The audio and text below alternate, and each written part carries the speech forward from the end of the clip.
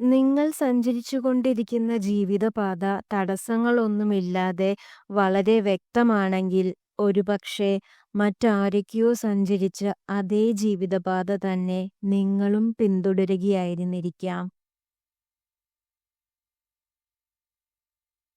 കഴിഞ്ഞുപോയ ദിനങ്ങളെല്ലാം നല്ലതിനായിരുന്നു എന്ന് ചിന്തിക്കാൻ കഴിയുന്നുണ്ടെങ്കിൽ, കൈവിട്ടുപോയതൊക്കെയും നഷ്ടങ്ങളായിരുന്നുവെന്ന് ചിന്തിക്കാതെ ജീവിക്കാൻ കഴിയുമെങ്കിൽ, അവിടെയാണ് നമ്മുടെ ജീവിതം.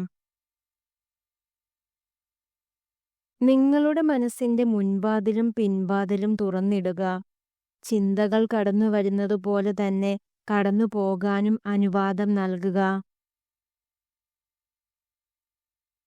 നിങ്ങളുടെ ചിന്തകളിൽ ശ്രദ്ധ കേന്ദ്രീകരിക്കുക. പ്രവർത്തനങ്ങളുടെ തുടക്കമാണത്.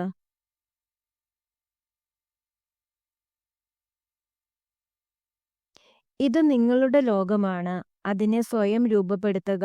അല്ലെങ്കിൽ മറ്റാരെങ്കിലും നിങ്ങളുടെ ലോകം സൃഷ്ടിക്കും. അതിനവസരം നൽകരുത്.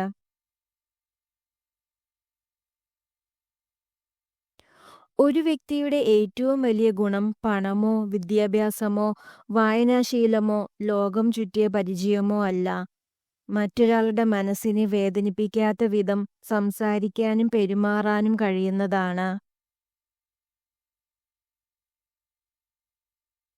നിങ്ങളുടെ വികാരങ്ങൾ നിങ്ങൾ എത്രയധികം പുറമേ പ്രകടിപ്പിക്കുന്നുവോ, അത്രയധികം ആളുകൾക്ക് നിങ്ങളെ വേദനിപ്പിക്കാനുള്ള വഴികൾ കണ്ടെത്താനാകും.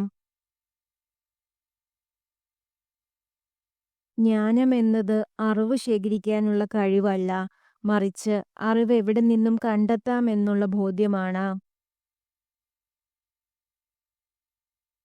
മറ്റുള്ളവർ അസംബന്ധമെന്ന് കരുതുന്നത് സ്വന്തമാക്കാൻ ശ്രമിക്കുന്നവർക്കു മാത്രമേ അസാധ്യമായത് കൈവരിക്കാൻ കഴിയൂ.